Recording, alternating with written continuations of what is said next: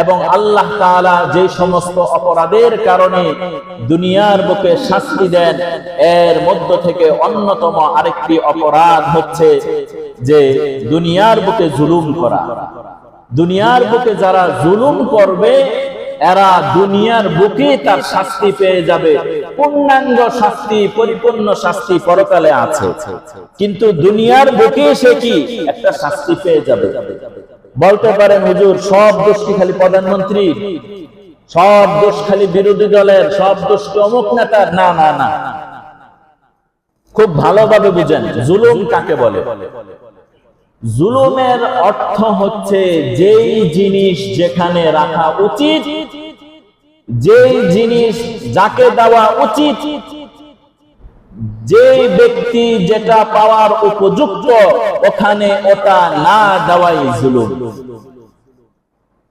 যদি সহজে বলি, একজন সম্মানিত ব্যক্তি তাকে সম্মান দেওয়া এটা ইনসাফ। এটা কি ইনসাফ। আর একজন সম্মানিত ব্যক্তিকে অসম্মানিত করা এটা জুলুম। এটা কি? এটা জুলুম। ঠিক তেমনি ভাবে আমরা প্রতিনিয়ত আমরা নিজেদের উপরই জুলুম করছি। কিভাবে? জুলুমের মহান এক দৃষ্টান্ত পৃথিবীর প্রথম মানব হযরত আদম আলাইহিস সালাতু ওয়াস সালাম, আল্লাহ তাআলা বলেছিলেন এই গাছের ফল খায়ো না, শয়তানের ধোঁকায় পড়ে খেয়ে ফেলেছে।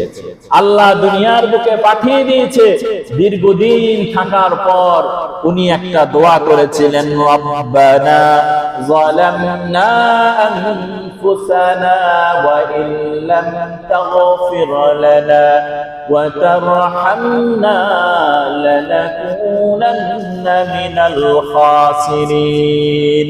হযরত আদম আলাইহিস সালাতু ওয়াস সালামের শব্দগুলো কেমন ছিল খেয়াল করেন। রব্বানা, হে আমাদের মালিক, যালামনা, আমি আমার নফসের উপর জুলুম করেছি। আনফুসানা, আমি আমার নফসের উপর কি করেছি?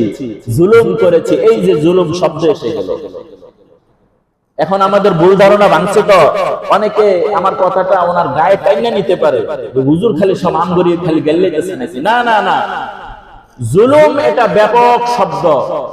জুলুম এটা ব্যাপক শব্দ। তো আমরা আমাদের নিজের নফসের উপরও কি করি? জুলুম করি। আল্লাহর পক্ষ থেকে আদেশ ছিল দৈনিক 5 ওয়াক্ত নামাজ পড়া। যখন আমি 5 ওয়াক্ত নামাজ পড়ি নাই, তো আমি আমার নিজের নফসের উপর জুলুম করেছি। এই দেহটা আল্লাহ বানিয়েছে জাহান্নামে দেওয়ার জন্য না জান্নাতে দেওয়ার জন্য? তো আপনার নিজের দেহটাই তো আপনি জাহান্নামের উপযুক্ত বানাচ্ছেন, তো আপনি নিজের নফসের উপর আপনি জুলুম করেছেন। আল্লাহর পক্ষ থেকে আদেশ ছিল আপনি হালাল খাবেন, হারাম খাবেন না।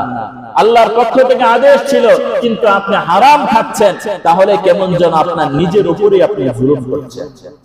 আল্লাহর পক্ষ থেকে আদেশ ছিল মানুষের উপর ন্যায় আর ইনসাফ করবেন, কিন্তু ক্ষমতার বলে, অর্থের বলে আপনি মানুষের উপর জুলুম করেছেন, তো এটা আপনি নিজের উপর জুলুম করেছেন।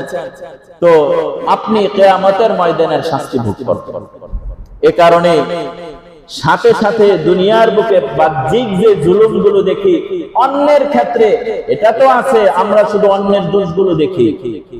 অমুকে খারাপ, তমুকে খারাপ, অমুকে খারাপ, অমুকে খারাপ, অমুকের দোষ, তমুকের দোষ, দুনিয়ার সব খারাপ, একমাত্র আমি ভালো মানুষ। না না না, আপনি যদি কারো হক নষ্ট করে থাকেন, আপনিও একজন জালেম। আপনি যদি কারো সম্মান নষ্ট করে থাকেন, আপনি জালেম। আপনি যদি কারো সম্পদ আত্মসাৎ করে থাকেন, আপনি জালেম। আপনি যদি কারো জমি দখল করে থাকেন, আপনি জালেম। আপনি মালিক, আপনার অধীনস্থ যারা রয়েছে এদের উপর যদি অন্যায় করেন, আপনি জালেম। বাংলাদেশের পৃথিবীর যেখানেই আমরা থাকি না কেন, অর্থাৎ যে যেটা পাওয়ার প্রাপ্য তাকে যদি প্রাপ্যটা ঠিক মতো না দেওয়া হয়, এটাই কি হইল? জুলুম হইল। এমনকি নিরহ প্রাণীর উপরও জুলুম করা ইসলাম এটাকে বৈধতা দেয় না। একটা কুকুরের উপর জুলুম করা যাবে? বলেন না ভাই, একটা কুকুরের উপর জুলুম করা যাবে না, সেখানে মানুষ মানুষের উপর জুলুম করে, এটা যে কত বড় অপরাধ, এই অপরাধের শাস্তি দুনিয়ায় শুরু হয়ে যায়, যার বাহ্যিক অবস্থা আমাদের চোখের সামনে।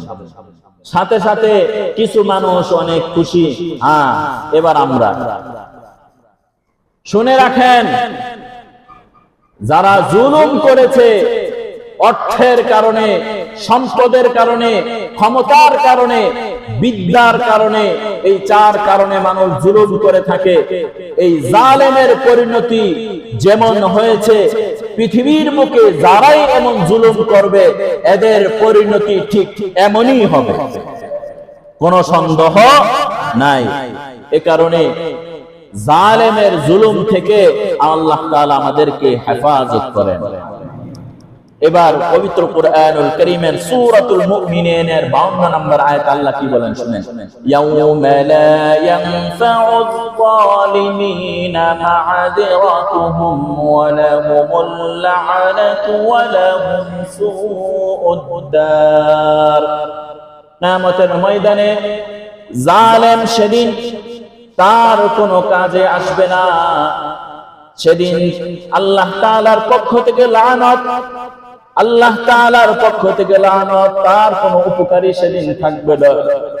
আল্লাহ রাব্বুল আলামিন সূরাতুল মুমিনিনের 18 নম্বর আয়াতে বলেন, মালিল যালিমিনা মিন হামিমিন ওয়ালা শাফী'ইন ইউতা। সেদিন জালেমের কোনো সুপারিশকারী থাকবে না, জালিমের উপর দয়াকারী কেউ থাকবে না, জালিমের জন্য এমন কোন সুপারিশকারী থাকবে না যার সুপারিশ গ্রহণ করা হবে। আল্লাহর রাসূল সাল্লাল্লাহু আলাইহি ওয়াসাল্লাম বুখারী শরীফের 2383 নম্বর হাদিস, আল্লাহর রাসূল বলেন, আয-যুলমু যুলুমাতুন ইয়াউমাল কিয়ামা। জালিমের জুলুম কিয়ামতের দিন অন্ধকার স্বরূপ এসে যাবে। হযরত তালহা ইবনে উবাইদুল্লাহ থেকে বর্ণিত, আল্লাহর রাসূল বলেন, জালেমের নামাজ আল্লাহ তাআলা কবুল করবে না। নাউযুবিল্লাহ। জালেম এর নামাজ কি হবে না? কবুল হবে না। তো অনেক সময় জালেমদেরকে দেখা যায় খুব দোয়া করে, খুব হজ করে, খুব তাসবিহ পড়ে, কোনো কাজে আসবে না, মানুষের হক নষ্ট করে তাসবিহ পড়েন, এই তাসবিহর কোনো মূল্য নাই, মানুষের সম্মান নষ্ট করে, মানুষকে হত্যা করে, হজে 100 বার গেল, ওই হজের কোনো মূল্য নাই। সুতরাং যেই হন না কেন আপনি, জুলুম করা ইসলাম এটা বৈধতা দেয় না। জালেম থেকে, জালেমের জুলুম থেকে আল্লাহ তাআলা আমাদেরকে হেফাজত করেন। শুধুই কি ক্ষমতাধর, ক্ষমতা যাদের হাতে তারাই জুলুম করে না। আপনার ঘরে 2 জন রয়েছে, আপনার 2 জন সন্তান, একটা ছেলে একটা মেয়ে, আপনি ছেলেকে বেশি আদর করেন, মেয়েকে একটু কম আদর করেন, তো আপনি মেয়ের উপর জুলুম করেছেন।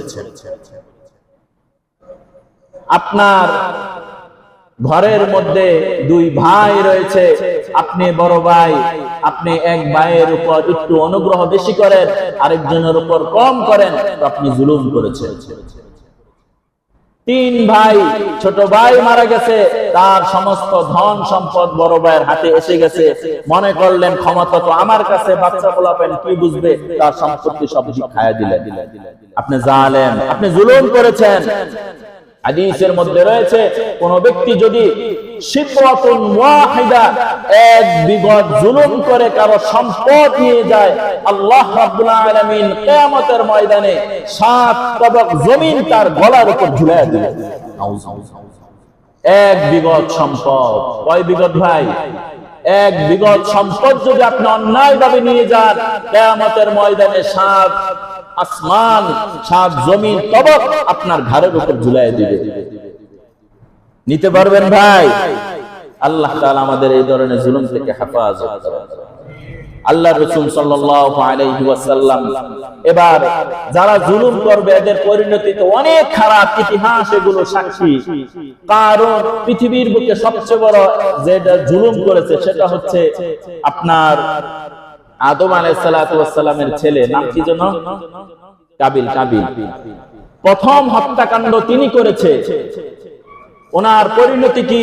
উনি যে ভাইকে কবর দিবে সেটাই ভুলে গেছে, ভাইকে যে কিভাবে কবর দিতে হয় এটাই ভুলে গেছে।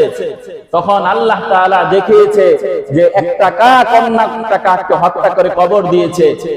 তখন ওই কাবিল আফসোস করে বলল যে একটা কাকের মধ্যে যে বুদ্ধি আছে সে বুদ্ধি আমার মধ্যে নাই, হায় আমার আফসোস। কাবিল সে আফসোস করছে, আজকে আমাদের বুদ্ধিজীবী যারা রয়েছে, ক্ষমতাধর যারা রয়েছে, রাজনীতিবিদ যারা রয়েছে, এরা কি জানে না যে মানুষের অর্থ আত্মসাৎ করা এটা জুলুম, মানুষকে অন্যায়ভাবে নির্যাতন করা এটা জুলুম, মানুষের সম্মান হানি করা এটা জুলুম। এই শিক্ষিত সমাজকে এটা জানে না। জানার পরও যারা এই ধরনের কর্মকাণ্ড করে তাদের পরিণাম ফেরাউন আর হারুন আর হামানের মতন হবে। ইতিহাস এগুলো সাক্ষী। ফেরাউন বলেছিল যে এই নদী নালা কি আমার ক্ষমতা বলে চলে না?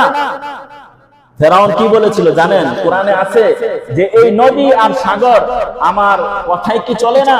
তখন জনগণ বলেছিল হ্যাঁ আপনার কথাই তো চলে, কারণ জনগণ তো তার গোলাম। এই কথা বলেছিল।